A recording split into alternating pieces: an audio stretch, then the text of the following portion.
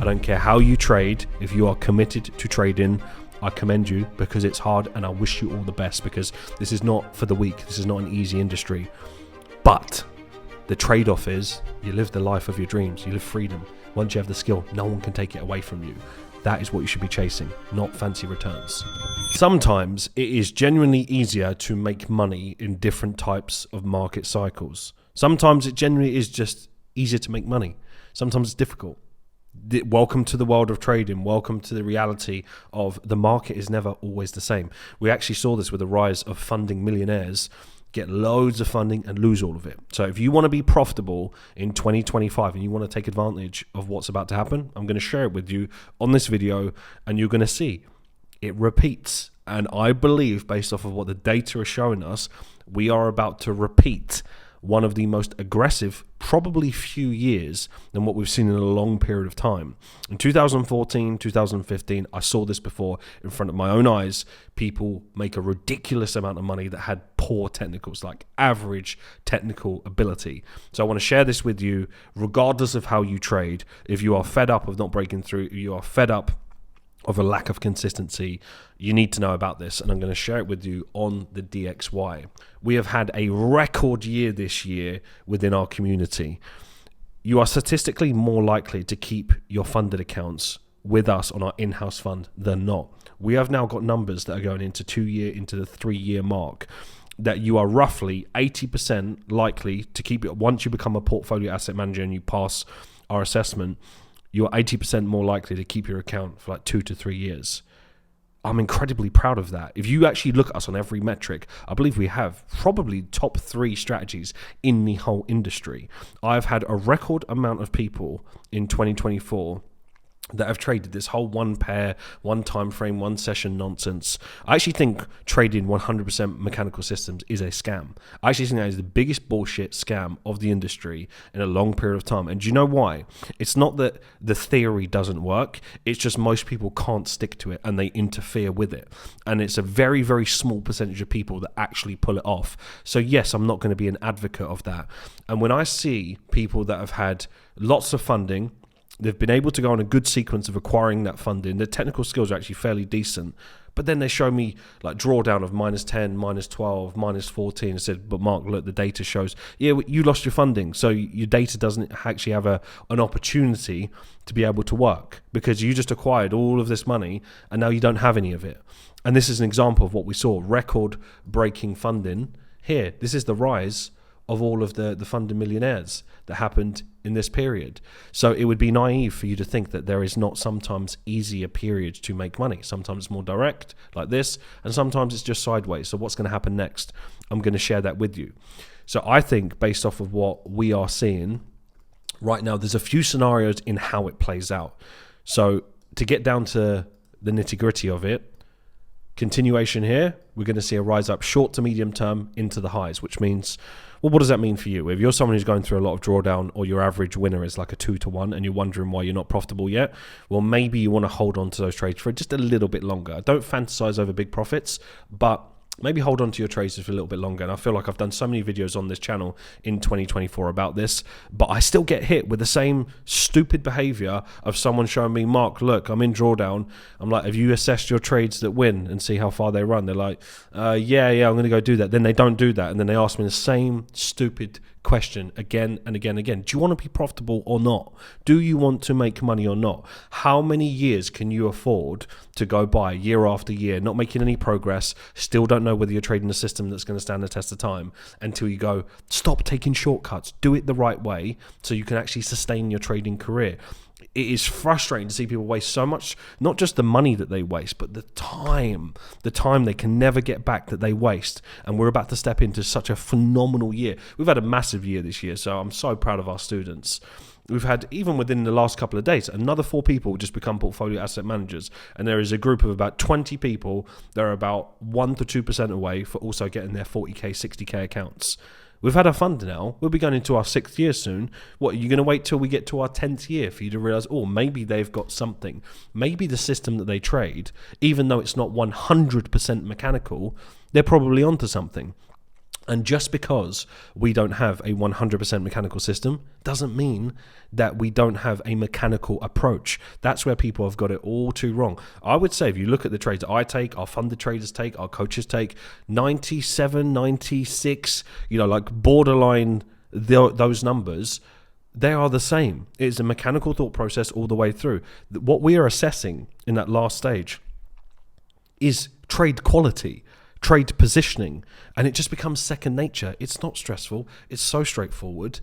And I think a lot of people use that slander because they don't actually understand how we trade. They just have a version or they think how we trade. And I've improved the system. I can be completely honest with that and hold my hands up and go, is the Falcon system better than what it was in 2017, 2018, 2019, 2020? Absolutely. And I'm committed to improving that. But we have got to a point now where I genuinely believe we've left no stone unturned from the higher time frames into the lower time frames. Also, if you want to make money in 2025, get off the stupid lower time frames, because that's what's literally messing up your trading, and it's consistently messed up your trading.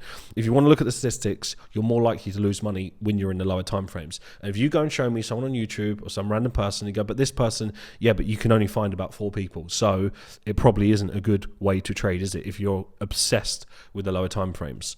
So again, go with what works. Go with what the majority that are making money, not the small bracket of people that you can show me. Those are just anomaly people, and you don't know their experience, their intelligence, their skill set. So you're just chasing the pipe dream. But anyway, what's going to benefit you regardless of how you trade? I actually think if you just let your winners run, you'll be in a good position by default. However, imagine you have momentum like this. Imagine that you see the DXY pop above here and you're trading anything that is a dollar cross pair. Think about how much you can benefit from that. So what I'm saying is this: either we're going to consolidate where we are right now because we've had consistent gaps being filled. You can see this high left the gap because we're at the borderline here. And if we were approaching the end of 2024 and we were sitting roughly around here, I would be more inclined to say we're going to fill that gap and we're going to have this follow through. But the longer and longer that we've consolidated here, the more likely we can break out either way. So when you've got something that has been ranging for this long in comparison to the impulsive leg, it becomes more neutral in that sense. So it wouldn't be uncommon for us to see this, or we see price break above and consolidate here, and then we get a short-term run. That's great news for us, all of our traders that are going to be leveling up, because they know in the short to medium, they can hold trades a little bit longer and they can be positioned well on, like, say, euro dollar, pound dollar, Aussie dollar, etc., etc. But the other side of the coin is there a chance that we don't actually break to the upside? Of course there is, because when we measure this, we're in that borderline where we're just over 50% of the fib here.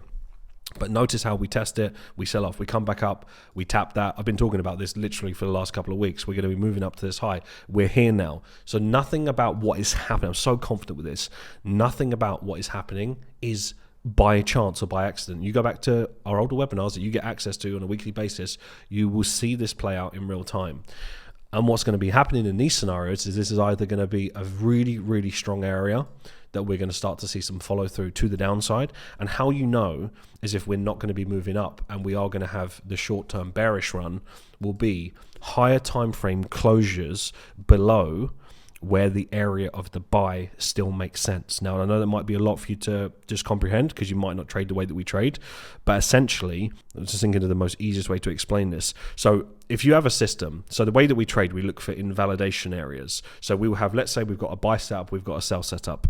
If we're going to look for the side of where the buying is going to take place, we will have an area in which that if that buy gets invalidated, we no longer, if the high time frame is set in, we no longer want to look for those buys. We can then pivot for the sell. And I don't think enough people from a technical point of view know what to look for in that. And it's actually not that difficult. So for example, I would look at this and say, this is a significant area where the buying side would make sense for me to be getting long from a bullishness on the DXY. So if that is the case, and I'm giving you a real good gem here, so take note of this.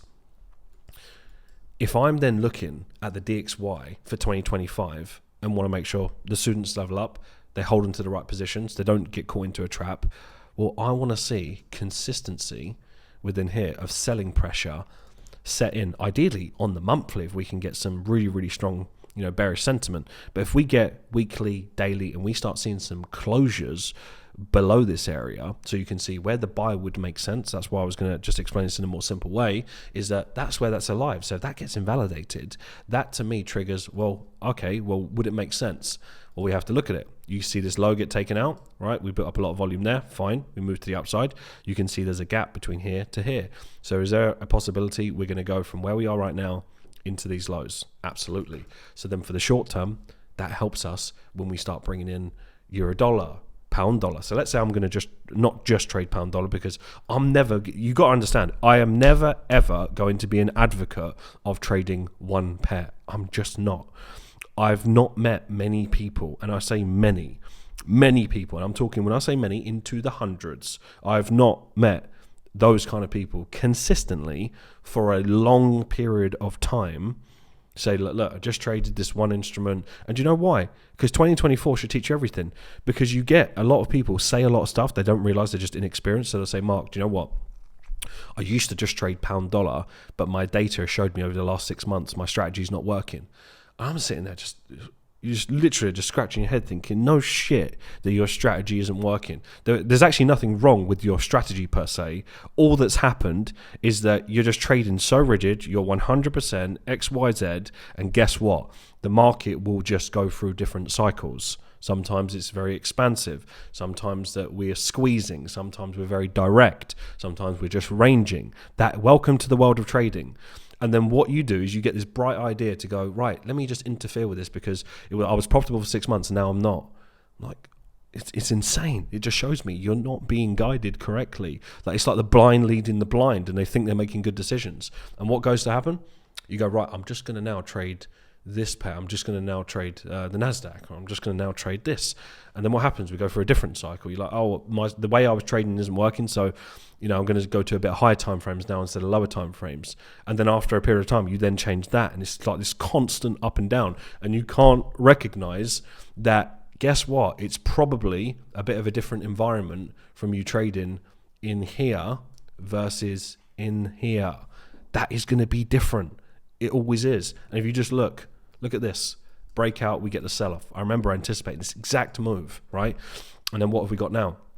Very, very similar type of structure. And this is why I can go off of previous cycles, because I understand them and I've traded through all of them. You can bank on, we're either going to get people really caught off guard, and it's going to do the same thing where you think this is a sell structure, right? And then what it will do is it will manipulate a lot of traders into the sells, right, and dollar cross pairs, and then we'll get a short-term move up. And if we do this, if we actually get the run up to the upside here, you best believe this is going to be so aggressive. Now, we don't need to just tap here. We might go a little bit higher. But if we get this move up, how aggressive that will be one of the greatest times to be able to trade. So you want to be positioning yourselves to take advantage of as it's happening, before it's happening, but more so while it's happening. So if you're someone who's been looking to trade, yes, of course, there's going to be a bit easier times to trade. I met people that came into Falcon, I would say, and I can literally, I've got this history of it. I remember here, this was harder. This was harder for people to make money. Now, you might say to me, Mark, yeah, but liquidity is liquidity, and I focus on 1-to-1s and 2-to-1s, so it doesn't affect me. So why are you still affected then? If it doesn't affect you, why do you keep losing your funding? Like, at what point do you just not look at the black and white and go, maybe the way that you're trading is got some good things to it, but there's too many things that make it too rigid. That's why I believe, and I stand by it, I think trading 100% mechanical is the biggest scam that has been fed to you for such a long period of time. And it's not because it can't work, it's because most people will interfere with something. I think we could all agree on that let's say, for example, I had it 100% and you was trading for a period of time, and then you had like 4 months of drawdown, or say 3 months of drawdown. Do you not think at some point after, let's say, 60 days when things are just not going right, that even if it's like, right, but when this does, the data shows this, do you not think at some point you will not trust the data? And you have to ask yourself, how many losses, how much drawdown are you willing to take until you start to lose faith and lose confidence and lose trust? How much money are you willing to look and like, right, I'm actually down quite a lot of money here, but my data says this. And then you're questioning yourself, but some algos, some bots that have worked for 6 months also fail, and then they have to be adjusted and tweaked. Are you going to deal with that tweaking period when you're trying to pay for your rent, your mortgage, trying to maybe travel around the world, trying to build a trading career. That to me sounds extremely stressful. So I think trading a way in which is dynamic, that I've traded for nearly 17 years now, there is a reason why our traders are able to weather the storm. It's a reason why it will be so unusual if someone said to me, Mark, I'm on the fund, I'm down 8%, or just like on my personal account, I'm down -12, but my data and my trading plan and the way that we trade shows I'll be profitable. If they said I'm down -9, I would already be like, you need to jump on a coaching call. Like, you don't know what you're doing. Like, that's not normal. We don't have profitable traders that are consistently down -9, -10, or even have periods of that. Their periods look like more -5, -6. Like, that would be a bad period where they're just on the wrong end of the sequence. -9, -10, -8. That's like, no, something's wrong with your trade quality, or you're just extremely aggressive. So that is the difference of what I've noticed in this industry over the years, especially in 2024. And I think we've had the most amount of people that have traded some variation of these super lower timeframes that are stressed out, actually get fed up and go, do you know what? I get it. When it works really well. But when it's bad, it's really, really bad. And I don't want to be stressed out that much. And I don't think I can build a long-term trading career. And I completely agree with you. I don't think that you can. So this is my opinion. I have a right to my opinion, and everyone else can have their opinion as well. But the reality is, we've had our fund for nearly 6 years, and you're more statistically likely to keep your funding more than any other thing that I've ever seen in this industry. So you can either get involved in that, or you can wait until we're on our 7th year, 8th year, 9th year, 10th year of our fund, and then you'll go, oh, they seem to keep their accounts for it. And it'll be very, very, mark my words, as it's very normal right now to keep your accounts for 1 year, 2 year, 3 year, very soon, next couple of years, it will be normal for you to see a whole bunch of traders into the hundreds that have also kept their accounts for like 4.5 years, building long-term sustainable careers without getting sucked into the noise, without getting sucked into all of the drama in this industry. They're quietly going about their business, just like our wealth creation masterminds year after year, and they're just getting on with it. So 2025, you can't afford not to take advantage of not just 2025, but also the year to come after it. I think we have a golden pocket, is what I'm trying to explain to you. And yes, I do know how to see those golden pockets, because I've been trading for long enough to see the market doesn't always repeat, that it rhymes, that they say. But there's certain things that showcase to you that it just makes sense. And I mean, we've been able to do so well, even just in a sideways market. How well could we do when we start to actually get some commitment? Food for thought. Let's make it happen. Trading is already a difficult enough business as it is. I don't care how you trade. If you are committed to trading, I commend you, because it's hard, and I wish you all the best, because this is not for the weak. This is not an easy industry. But the trade-off is you live the life of your dreams. You live freedom. Once you have the skill, no one can take it away from you.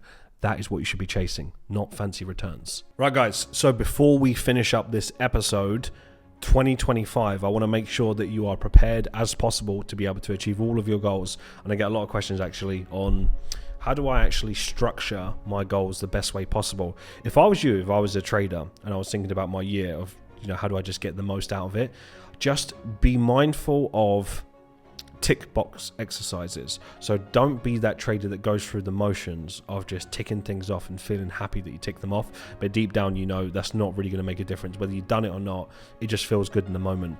So you can just write down needle moving tasks. Needle moving tasks are simple things, and each one of you, because I don't know you personally, is that you're going to have different goals, different ambitions.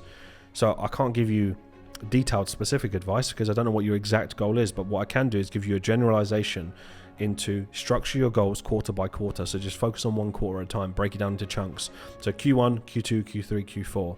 And also don't bring the emotional stress from Q4 into Q1. Just focus on your Q1 master plan. And then once you've got your Q1 master plan in place, and that can be, fitness, trading, business, reading, whatever your goals are, right? Relationships, etc. And then you want to go, right, January, February, March. So you have your actual sections of treat it as a stage process, so stage 1, stage 2, stage 3, and you can go, right, now I can focus on this and just have the best quarter. And then with your needle moving tasks, they have to be relevant to what is going to essentially move the needle, what's going to make the difference versus the tick box exercise.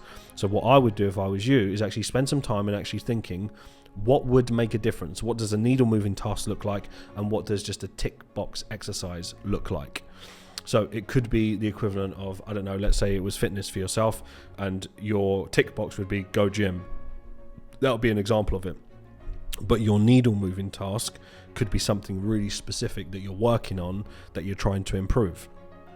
That's different versus just everyday gym, but without actually any needle moving thing. It would be, again, trading. It's like watch content. Yeah, but what does that mean? Or no, watch and dissect recaps, like Mark's trade recaps, to understand how to time my entries better, and then study what that is, and then go and back test what you've just studied. That's something needle moving, because it's going to make a difference.